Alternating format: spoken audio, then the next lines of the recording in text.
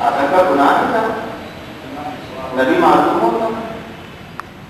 دنیا مانی ہے نہ مانے، اہل بیت کے چاہنے والوں کا تو عقیدہ یہی ہے، دنیا مانے ہے نہ مانے، دنیا تو نہیں معلوم کیا کام، نوز باللہ نہ تو کرے کسی کی بات، وہ جانے ان کا عقیدہ جانے ان کا کام جانے ہے، وہ عالمی مزید میں اللہ کا بھی ایک بین نوز باللہ اپنا معاشر ہم سے اسے کیا کہنا دے، لیکن ہمارا عقیدہ یہ ہے کہ نبی معصوم ہوتا ہے، نبی سے خطا نہیں ہوتی، نبی سے گناہ نہیں ہوتا، یہ ترک اولا تھا، تفصیلی بحث الگ میٹر ہے، لیکن اتنا تو ہم مجلسوں اور امام حسین علیہ السلام کے صدقے میں اور تو پہلے میں جانتے ہیں کہ جناب آدم کو جب کلمات کی تعلیم دی اور پھر ان کلمات کے ذریعے سے جناب آدم نے توبہ کی ہے، تب قبول ہوئی ہے، مطلب حجت تمام ہے۔ کل کو یہ قرآن پڑھنے والا نہیں کہہ سکتا پڑھنے والے ہم کو نہیں معلوم تھا کہ گناہوں کے بعد توبہ کیسے کی جاتی ہے۔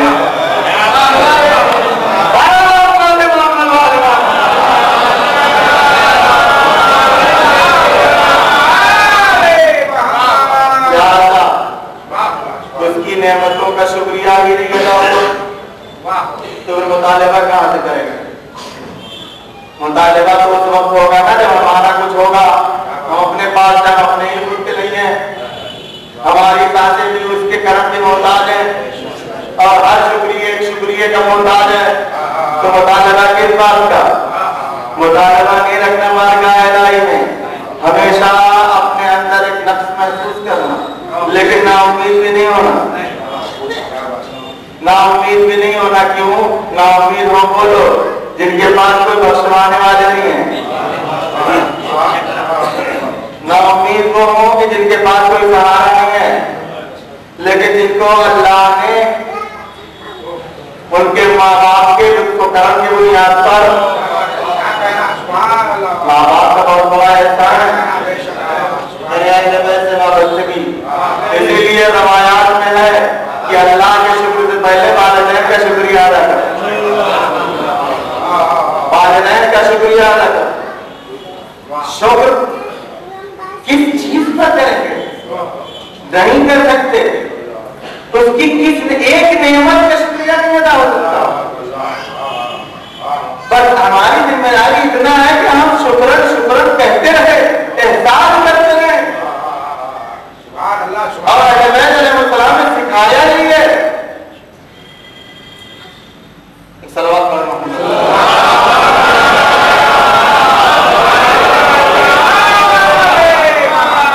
نام سنا ہوگا آپ لوگوں نے جناب احمد کا، شاعر اہل بیت، 8ویں امام علیہ السلام کی خدمت میں آئے،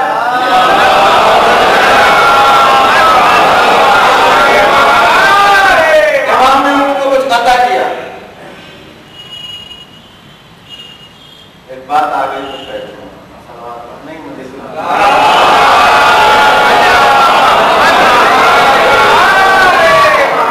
مدعان اہل بیت علیہ السلام کو نذرانہ پیش کرنا یہ سنت اہل بیت علیہ السلام، اور یہ دشمن کی سازش ہے جو محفلوں اور مجلسوں سے گھبرائے ہوئے ہیں کہ اس کو کم از کم اس طرح سے ایک شوشہ نکال کے کام کیا جائے۔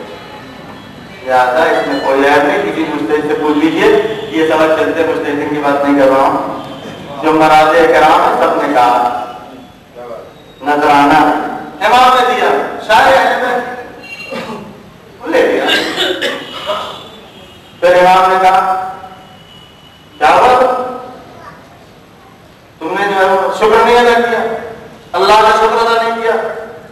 پہلا نویں امام کے پاس پہنچے، بعد میں ایک زمانے کے بعد جب نویں امام میں جب تک امام نے بھی کچھ نہیں کیا تو انہوں نے کہا الحمدللہ۔ جانتے ہیں نویں امام نے کہا ادب سیکھ لیا ہے، ادب سیکھ گئے، مطلب جب بھی کچھ ملے اس کا شکر ادا کر۔ اور ہم کیا کرتے ہیں؟ ہماری عادت نہیں ہے کہ ہم خالی جو ہے وہ اپنی برائیاں بیان کریں کہ ہم اس سے خراب ہوتے جا رہے ہیں، اس سے خراب ہوتے جا رہے ہیں، تباہ ہوتے جا رہے ہیں، برباد برباد ہوتے جا رہے ہیں، قوم بالکل خراب ہو گئی اور تباہ ہو گئی، کچھ لوگ اسی پر تلے ہوئے ہیں. نہیں، اہل بیت کے چاہنے والوں سے بہتر دنیا میں کوئی نہیں ہے، کوئی نہیں ہے. یہ کسی بھی عنوان سے جہاں چاہیے جیسے چاہیے مقابلہ کر لیجیے. اور البتہ یہ اور ہے، یہ تو مولا کائنات علیہ السلام کے زمانے میں ہی تھا کہ کچھ لوگ علی کے چاہنے والے بن کے علی والوں میں داخل ہو گئے، تو تم کی گارنٹی کون دے گا؟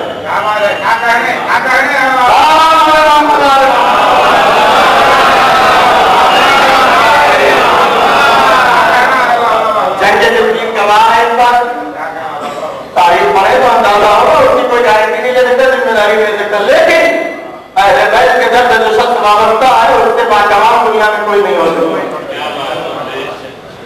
اور اگر کوئی ہے کرام تو آپ کی قوم ہے، اس کو ہماری قوم کا چاہیے. چور بدماش چکے جو کچھ بھی ہے وہ سب آپ کے ہیں. اہل بیت کے چاہنے والے سب باکرامت ہوتے ہیں، بافضیلت ہوتے ہیں، بااخلاق ہوتے ہیں، ہر عالم میں اپنے پروردگار کا شکر ادا کرنے والے ہیں. اور نہ تو وہ بہت زیادہ من کو مگن ہو جاتے اور نہ ہی نا امید ہوتے. اپنی طرف سے کہوں تو پھر کبھی مجلس نہ پڑھیں. جو لوگ نا امید ہو جاتے ہیں وہ بھی اس طرح سے دور ہیں، اور جو مغرور ہو جاتے ہیں وہ بھی اس طرح سے دور ہیں. کیوں؟ اس لیے کہ نہج البلاغہ سے کسی کو انکار نہیں. شیعہ اگر ہے تو، اور نہج البلاغہ میں امام المتقین نے، صفات المتقین نے جو جملہ متقین کے جواب میں بیان کیا ہے، ہم بل جنت کمن قدرہا وہم فیہا منعمون، یہ متقی وہ ہوتے ہیں جو جنت کے سلسلے میں ایسے ہیں کہ جیسے انہوں نے وہ جنت کو دیکھ رہے ہیں اور جنت کی نعمتوں سے فائدہ اٹھا رہے ہیں. کیوں؟ اس لیے کہ یہ جنت کے مالک کے ماننے والے ہیں.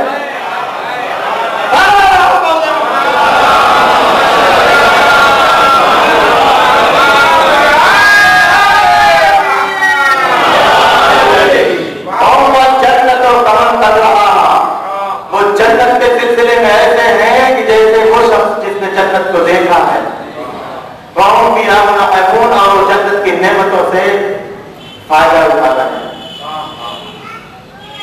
قوم النار کمن تنہا، وہ جہنم کے سلسلے میں ایسے ہوتے ہیں کہ جیسے انہوں نے جہنم کو دیکھا ہے. قوم فیہا محمدون، اور وہ اس کے عذاب کو محسوس کر رہے ہیں. یہ میرا جملہ نہیں، مولا کائنات کا ہے. نہج البلاغہ صفات متقین. یہ جنت کے سلسلے میں کتنی امید ہے، جہنم کے سلسلے میں اتنے خوف. جہنم کے سلسلے میں جتنا خوف ہے، جنت کے سلسلے میں اتنی امید ہے. اور جب ساری روایتوں کو جمع کریں گے نا تب امام کو جملہ سمجھ میں آ جائے. جنت کے سلسلے میں امید اس لیے ہے کہ در اہل بیت میں وابستہ ہے، اس کے علاوہ اور کہیں سے جنت ملنے والی نہیں ہے. جہنم کے سلسلے میں اس وجہ سے خوف ہوتا ہے کہ یہ جن کے در سے وابستہ ہے وہ کسی کو بھی اللہ کا گنہگار برداشت نہیں کرتے.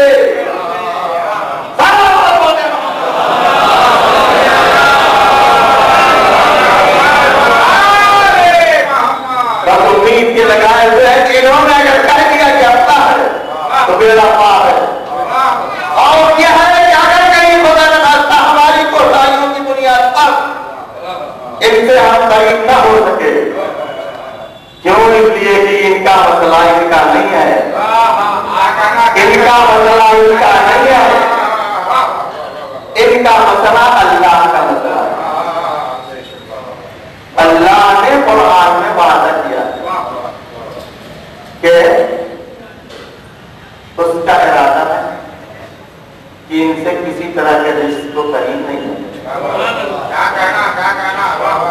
اور اللہ اپنے وعدے کی ان اللہ لا یخلف المیعاد، اللہ وعدہ خلافی نہیں کرے گا.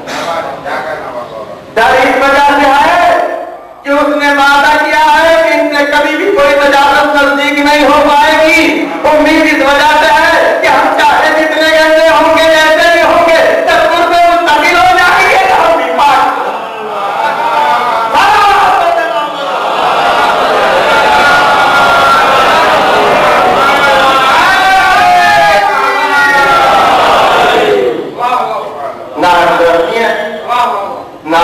بنا امیدی ہے، ہمیشہ خوف اور رجا کے درمیان ڈرتا بھی ہے، امید بھی ہے۔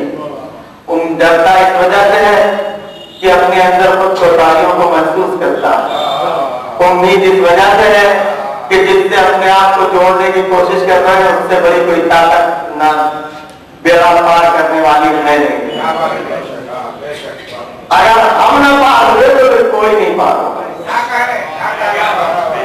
اگر ہم سے مراد ذات رضا پاس نہیں ہے، یہ مت سوچیے گا، وہ تو وہیں طے ہوگا کہ کون ہے۔ ہم سے مراد وہ لوگ جو تیرے اہل بیت سے وابستہ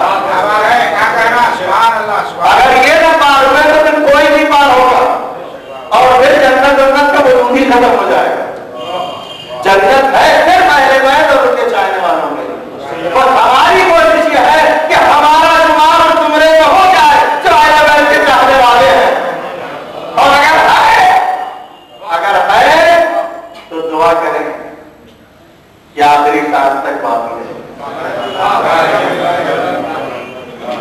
بزرگوں کے جو جملے ہوتے ہیں نا اس کو اسی مت دے دیا کیجیے، جو بار بار دعائیں دیتے ہیں اور دعائیں کرنے کی جو تعلیم دی ہے بزرگوں نے کہ آخری سانس تک اللہ تعالی اہل بیت سے وابستہ رکھے،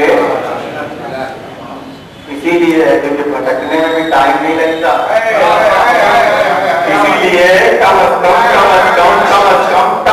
10 مرتبہ روزانہ نماز پڑھ کے بارگاہ الہی میں کھڑے ہو کر کے یہ دعا کر دینا چاہیے جو اس نے واجب کی ہے۔ اہدنا الصراط المستقیم، صراط مستقیم پر باقی رہ۔ ترجمے دیکھیں، اسی سے اندازہ ہو جائے گا کس کا طریقہ کیا ہے، کس کا عقیدہ کیا ہے۔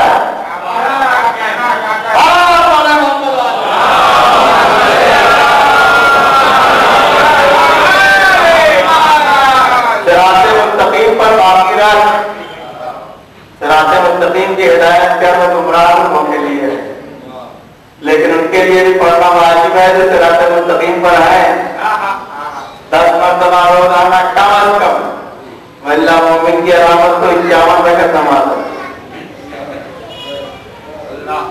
یہ مومن کی علامت 5۔ پھر کسی مسجد میں آج کا موضوع کیا؟ صبر و شکر۔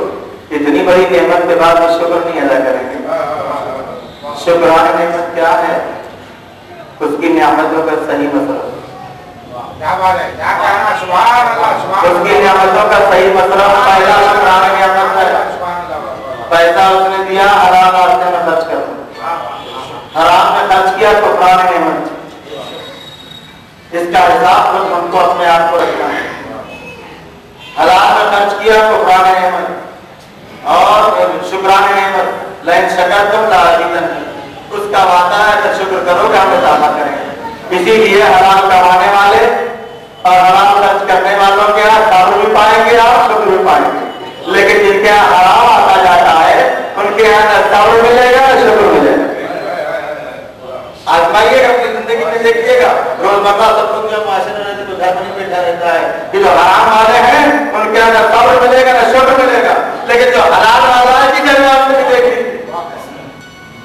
جس عنوان میں بھی دیکھ لیجیے، جو حلال والا ہے اس کے پاس صبر بھی ہے شکر بھی ہے۔ اگر نہیں ملا ہے تو صبر ہے،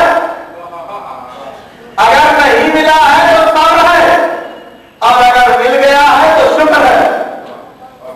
دو ہی حال ہوگا کہ انسان کی زندگی میں، یا ملا ہوگا یا نہیں ملا ہوگا، یا ملا ہوگا جو کچھ بھی ہے جو بھی ہم چاہتے ہیں، یا ملے گا یا نہیں ملے گا، دو ہی حال۔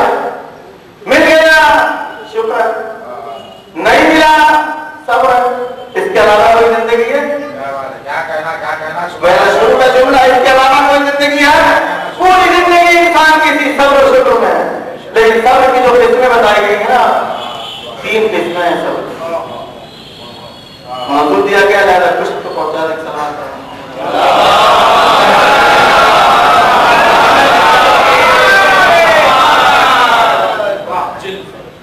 صبر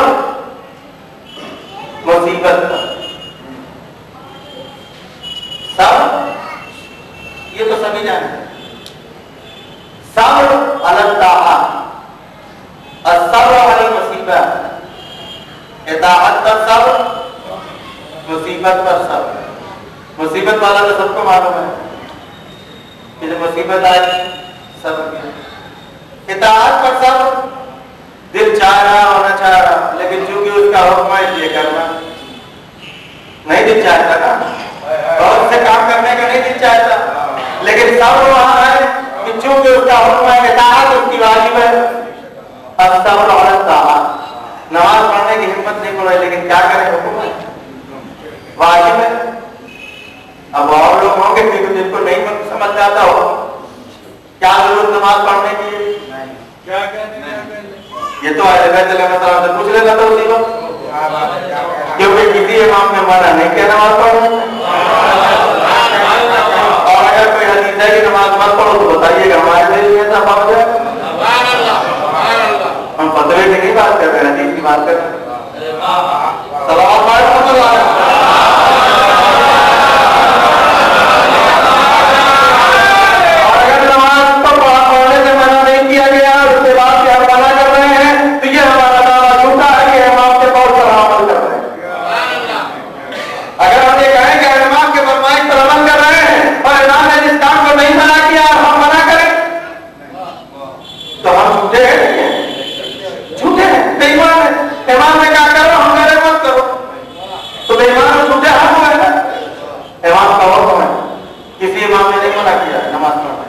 बल्कि जितनी भी हदीसें मोटी मोटी 20-20, 25-25, 30-30 जिल्दें मुस्तहिदीन दुआओं में भी हदीसों को पढ़ने और तहरीक करने में खत्म हो जाती है।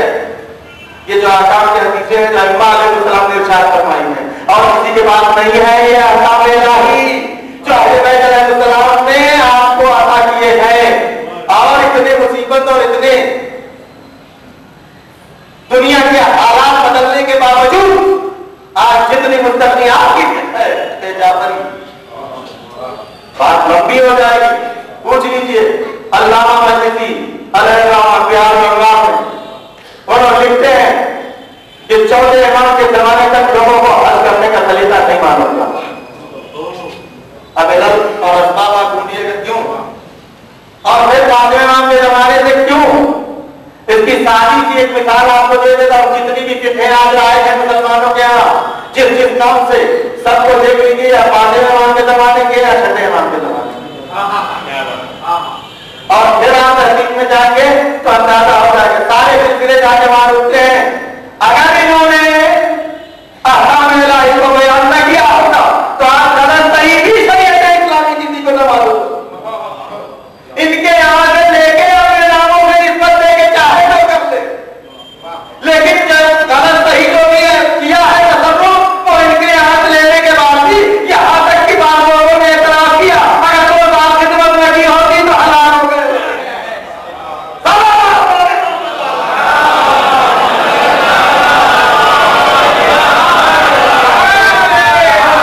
ये नियामत आपके अलावा किसी के पास नहीं है, और उस नियामत का तकाज़ा है शुक्र अदा करें। जो अहले बैत अलैहिस्सलाम ने अहकाम बताए हैं उस पर अमल करके अपने शुक्र अदा करने का मुजाहरा करें। और लाइन शकर तुम लाज़िम करो, जब शुक्र अदा करोगे तो अल्लाह अपने उस आखिरी हाजी को भी आपके पास भेजेगा। ये इजाफा होगा नेमत में, जो दुनिया के कुफरान नेमत की बुनियाद पर आज पर दे, ये हमारे शुक्राने नेमत की बुनियाद पर ईमान पे दो। लिहाजा हमें हर एतबार से शुक्राने नेमत करना। अश्शुक्रो अलल मुसीबत वश्शुक्रो अला ताआ, जो उसका हुक्म है। दिल चाहे ना बैठे हैं अपने लड़ा में, उठने दिल नहीं चाह रहा, जमाने के बाद दोस्त मिला है, नहीं आ रहा, नमाज का टाइम जा रहा है, कम से कम अब तो उठ जा। इताअत पर सब्र कर लो, इसको कहते हैं सब्र अलल ताआ। तीसरा सब्र जो है सब्र अलल मासिया, और रवायत में और हदीस में है कि दोनों सब्र से ज्यादा फजीलत वाला ये सब्र, गुनाह पर सब्र। क्या करें, मजबूरी है, परेशानी है, फंस गए, मिट्टी पे पैसे नहीं उठाए तो काम नहीं चलेगा।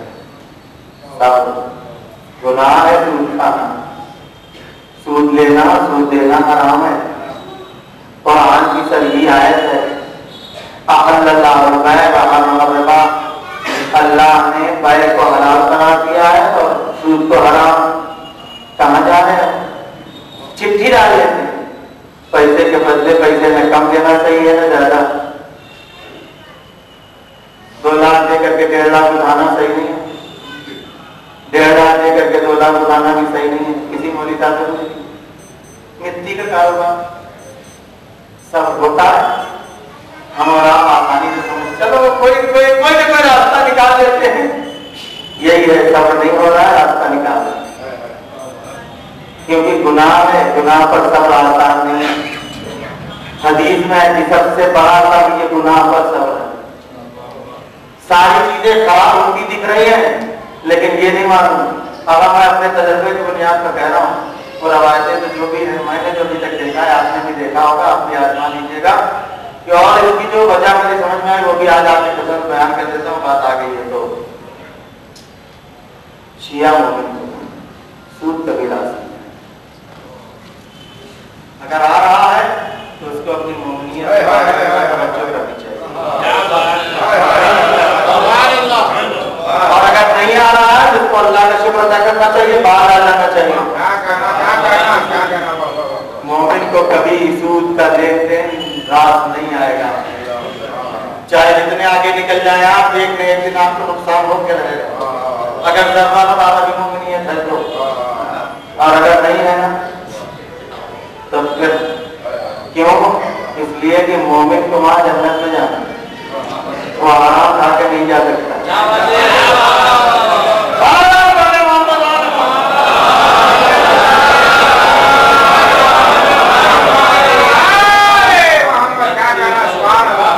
لہٰذا اس کو کبھی آتے ہیں بہت سے مومنین کرنا شروع کرتے ہیں لیکن ایسا کر جائے بہت سے لوگ خوب رہا تھا. کتنے لوگ آتے ہیں اور مندی اربپتی ہو گئے سود کے کاروبار میں. آپ اپنا ذرا بتا دیجیے جماعت گھاٹے دیکھیے گا. یہاں سے پورے ہندوستان پر جہاں جہاں میری نظر آئے، جہاں جہاں میں نے سنا ہے کہ ان کا کاروبار سود کا تھا کیا ہے والوں کے انتظار میں ان کا برباد ہو رہے ہیں. تھا والوں کو برباد ہوتے دیکھ چکا ہوں اور آپ نے بھی دیکھا ہوگا. اور اگر نہیں ہوئے برباد تو پھر کیونکہ سود کھا کے جنت میں تو نہیں. لہذا اس لاکت کی طرف، اور یہاں صبر بہت مشکل کام ہے. گناہ پر صبر کرنا، سڑک پر جا رہے ہیں کتنے گناہ، بری چیز دیکھنے کا دل چاہ رہا ہے، دل چاہ رہا ہے، حرام ہے، صبر کرو. کھانے کی خوشبو اتنی اچھی آ رہی ہے، کھانے کی خوشبو اتنی اچھی آ رہی ہے لیکن حرام نہیں ہے، صبر کرو. آسان ہے، پیٹ کو روک لینا، پیٹ کو روک لینا. رمضان میں لوگ روک ہی نہیں پاتے. جب اللہ نے حکم دیا ہے رمضان میں تمام مومنین رہتے ہیں، بھی بات کو دیکھ لیں گے آپ پردہ ڈال کے کھاتے رہتے ہیں. اگر پردہ ڈال کے کھاتے تو بہت دن کے غنیمت ہے، باہر تو راستے میں پیتے ہوئے چلے جا رہے ہیں جب ایسی کی انتہا ہو گئی. کا مطلب مومنین کے سامنے تو نہ کرو، اتنا تو سامنے کرو کہ مومنین کا احترام کرو. اللہ کی اطاعت پر صبر اور گناہ پر صبر، اسی لیے بھوک پر صبر اور کھانے پر شکر. روزہ صبر ہے، افطار شکر ہے. کیا روزہ صبر ہے، افطار شکر ہے. یہی پوری زندگی ہے. نہیں ملا تو صبر ہے، مل گیا تو شکر ہے. اگر اس دونوں میں رہے ہم تو بڑی سے بڑی مصیبت کا سامنا کر سکتے ہیں. مولا کائنات حضرت علی بن ابی طالب علیہ السلام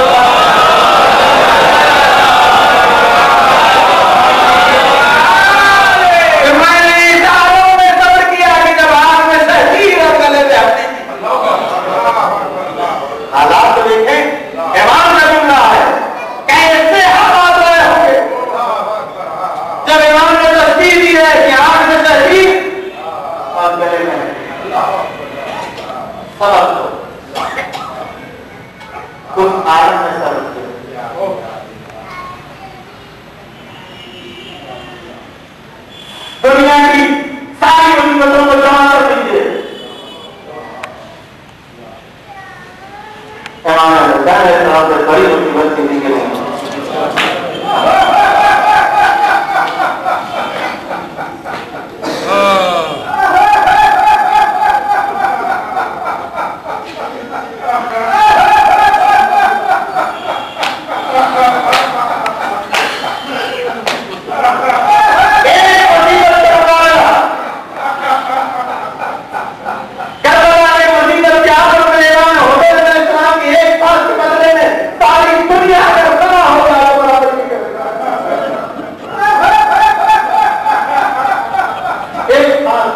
اسی کو پیار ہے.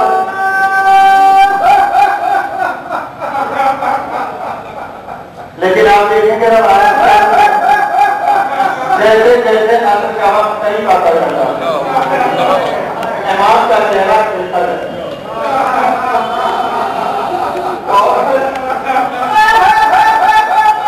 آخر وقت کے جو میرے مقابل نے لکھے ہیں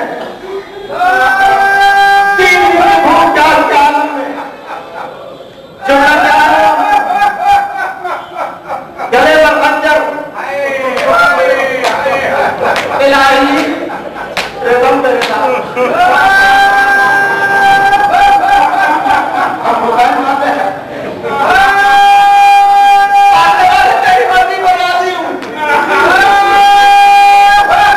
اور صبرن علی قضائک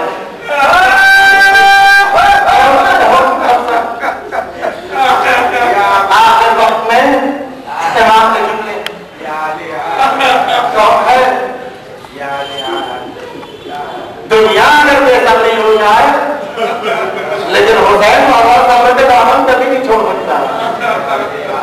اور آپ دیکھتے ہیں حسین مولا کی سیرت یہی ہے جب بھی کوئی مصیبت ان کے سامنے آتی ہے زندگی کوئی مشکل آتی ہے مولا کی مصیبت